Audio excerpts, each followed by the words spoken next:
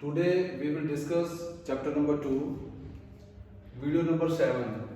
It is regarding the money and banking. देखो बेटे, बहुत पहले से from the very ancient time the people came to realize that they cannot fulfill their own wants themselves, क्योंकि सारी जरूरतों को पूरा करना बड़ा मुश्किल है. तो they began to exchange the goods or service each others. जब हम गुड्स और सर्विस का एक दूसरे से एक्सचेंज करते हैं, that we call the barter system. क्या कहते हैं उसे? बार्टर सिस्टम कहते हैं. अब देखो, जैसे एग्जाम्पल क्या है इसका? एग्जाम्पल में आप कह सकते हैं जैसे milk is exchange with vegetables. जैसे milk exchange with vegetables, that we call the barter system. अब क्या था? The people those had the surplus of the goods. कौन बेच सकता है? जिसके पास सरप्लस हो, गुड्स का सरप्लस हो, वही तो बेच सकता है ना. जिसके पास अपने गुजारे के लिए they were unable to exchange either. तो that was the huge problem at that time. तो उन्होंने उस समय की जो बार्टर सिस्टम की जो बहुत सारी कमियां हैं, सबसे पहला उसमें आता है lack of double coincidence. Double coincident मतलब है डबल वांट्स, यानी कि दोनों बंदे. कौन से बंदे? यानी मान सपोज करो ए पर्सन है और उधर बी पर्सन है. if person having the surplus of wheat, मान लीजिए इसके पास क्या है? wheat. और बी पर्सन के पास क्या है? सपोज करो बी पर्सन के पास शू है, शू. अब अगर इसके पास सर्कुलर वीट है और the person A is want to purchase the shoe, then only it will happen ना. दूसरी तरफ उसको देखो, शू मेकर जो है, अगर उसको जरूरत है वीट की, then the B person will go to A person. तो डबल कोइंसिडेंट मतलब दोनों तरफ से जरूरत होगी. पहले जो समस्या थी सबसे पहले लैक ऑफ डबल कोइंसिडेंट, तो दोनों तरफ जरूरत होगी तभी ये एक्सचेंज हो पाएगा, otherwise it is not possible. ठीक है. दूसरा है लैक ऑफ स्टोर वैल्यू. बड़ी मुश्किल है स्टोर करना किसी गुड्स को, और किसी गुड्स को स्टोर करना it's very difficult for the long period. भाई अब उसको एक ड्यूरेबिलिटी होती है हर चीज की. कुछ कंज्यूमर गुड्स हैं, कुछ ड्यूरेबल गुड्स हैं, तो it's very difficult to store it for the long period. Third, अब देखो तीसरी बात क्या है? No measure of value. आजकल कितना आपकी हर चीज का मेजर है.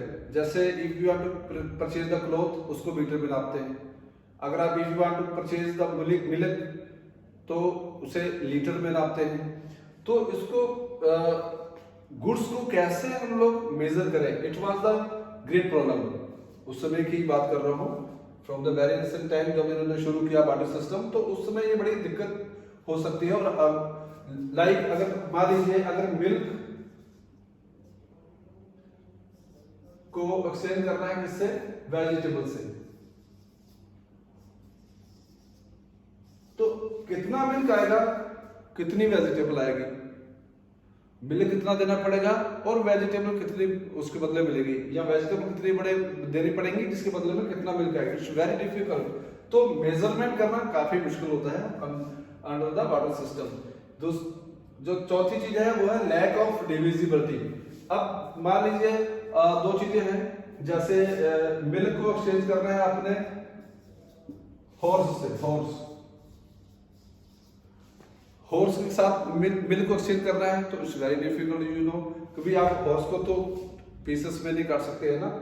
तो lack of divisibility, it is also a great difficulty under the barter system. अगला है no possibility of future payment. जैसे आजकल आप परचेज कर लेते हैं, कोई न्यू बाइक परचेज करते हैं, कार परचेज करते हैं, तो you will have to pay the instalments to the bank.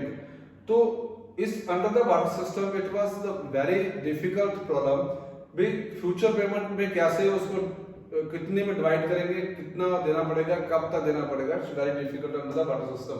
तो ये देखो बेटे, next topic is money. Money की दो परिभाषा है, एक नैरो है, एक ब्रॉडर डेफिनेशन है। नैरो डेफिनेशन में हम ये कह सकते हैं कि मनी जैसे पेपर और कॉइन्स जो है, पेपर मनी और कॉइन्स है, जो रुपीज आप देखते हैं, that we call the money. लेकिन ब्रॉडली अगर हम इसको निकालें तो कोई भी चीज में मनी होने में तीन चीजें होनी चाहिए। पहली जो चीज है that is anything that is used medium of exchange. जो भी चीज हम यूज कर रहे हैं as a medium of exchange that fall under the definition of money. कोई भी चीज हम यूज कर रहे हैं, जैसे आप कोई चीज परचेज करने के लिए कुछ कीमती चीज दे रहे हैं। दूसरा है legally sanction by the government. कानूनी रूप से वो सरकार की मान्यता उसको प्राप्त होनी चाहिए, that we call the money. तीसरी चीज जो है everyone is legally bound to accept it. हर एक बंदे को उसे क्या करना पड़ेगा, एक्सेप्ट करना पड़ेगा। The people can not deny if you give the paper money to the shopkeeper, he will never deny for this. He will unable to deny. क्यों? Why he will be unable to deny? It is written on your paper money the promise of the governor of India। ऊपर लिखा होगा, आप देखो, पढ़ के देखिए, उसमें प्रॉमिस लिखी होती है जो governor of India. Types of money के बाद अब आता है क्लासिफिकेशन ऑफ मनी। देखो there are 5 types of the classified of the money. 5 भागों में से बांटते हैं।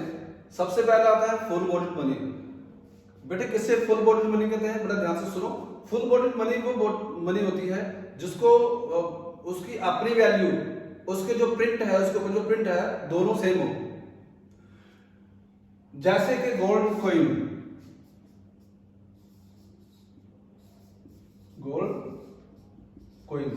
गोल्ड कॉइन्स मान लो आपके पास 1000 रुपए का गोल्ड कॉइन है, उस पर क्या लिखा हुआ है 1000 rupees, it is mention on the gold coin. अब उसका वेट उतना बनाया जाएगा जिससे उसको अगर हम, क्योंकि वो मेटल का होता है, अगर उसे पिघला भी दें तो उसकी वैल्यू बाजार में उतनी ही मिले जितनी उसके ऊपर प्रिंट है। That's why it called the full bodied money. इसमें दो प्रकार के होते हैं, एक गोल्ड कॉइन, दूसरा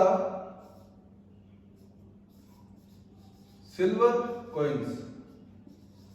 ये दोनों आते हैं फुल बॉडीड मनी में, जो पुराने समय में जो राजा महाराजा के समय में चलते थे, उसे हम कहते हैं फुल बॉडीड मनी। दूसरा है represented full bodied money. Represented full bodied money में क्या है, वो किसी एक कमोडिटी को रखकर उसके बदले में पेपर मनी चला देते हैं।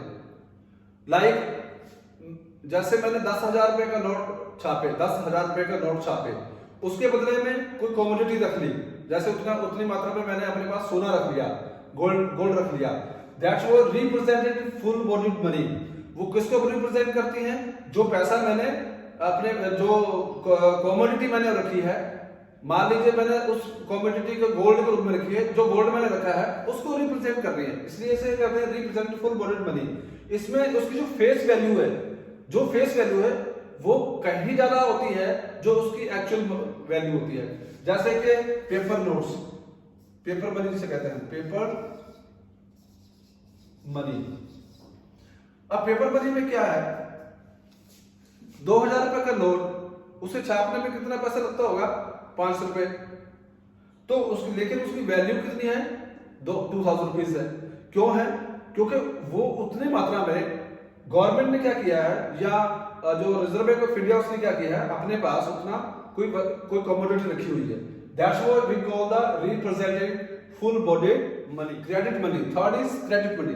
देखो credit money it is also the actual value जो उसकी जो कमोडिटी की है वो कुछ नहीं होती है, जो उसके पास प्रिंट होता है वो उसकी वैल्यू होती है। जैसे कि जो promissory note monetary authority of India issue करती है, तो लेकिन इसके पीछे कुछ भी रिप्रेजेंट नहीं किया जाता है, ये केवल उस एक जो है प्रॉमिसरी नोट्स होते हैं जो छापे जाते हैं या जो सर्कुलेशन में होते हैं, that we call the credit money.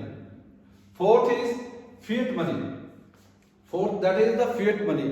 Fiat money it's only circulated during the emergency time, या कोई वार लगा हो या इमरजेंसी हो उस समय फिएट मनी को इंट्रोड्यूस किया जाता है। इसके पीछे कोई भी मेटल जो है वो बैक नहीं किया जाता, banking, it is not banking by any type of metal, किसी चीज का वो मेटल नहीं, खाली एक प्रॉमिसरी नोट्स होते हैं वो सर्कुलेट किए जाते हैं during the emergency time, fiat money.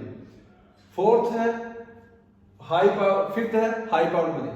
Total जो money circulated in the economy, ठीक है, वो सारा मिला के क्या कहते हैं उसे हाई पावर्ड मनी कहते हैं। इसको हम ऐसे समझते हैं, high powered money H is equal to C plus R plus OD। C refers to the bank है, जितने मनी जो है बैंक के अंदर डिपॉजिट है, जो भी जितने भी bank commercial banks. R deposit of RBI जो रिजर्व बैंक ऑफ इंडिया है, highest authority of the monetary system, उसके पास जितना मनी है R उसको डोनेट करती है। OD इज ओवरड्राफ्ट, जितना अवेलेबल ओवरड्राफ्ट है जो दे रखा है। H include the currency held by the public, जितनी करेंसी लोगों के पास है H इज डोनेटिंग। तो ये सारे जो मनी है that is circulating in an economy that we call the high powered money. Understood well? So there are 5 types of the classification of money. Full bodied money, जिसमें क्या है gold और silver coins आते हैं। Represented money में क्या है, full bodied money, paper money जो रिप्रेजेंट करती है कुछ कमोडिटी जो है गवर्नमेंट अपने पास रख देती है, जैसे गोल्ड रख लिया या किसी और वस्तु को रख लिया, उसके बदले में जो पैसा छापती है। क्रेडिट मनी एक सिंपल मनी होती है जिसको प्रॉमिसरी नोट्स वगैरह। फिएट मनी इज किसी भी प्रकार का इसके पीछे मैटर नहीं रखा जाता है, फिएट मनी जो जिसके पीछे, और उसको रिप्रेजेंटेड मनी नहीं होती है, केवल वो प्रॉमिसरी नोट्स होते हैं, कॉइन्स होते हैं, ठीक है। हाई पावर्ड मनी में सारा जो सर्कुलेशन है किसी भी इकोनॉमी मनी का, उसको मिलाकर हाई पावर्ड मनी होती है।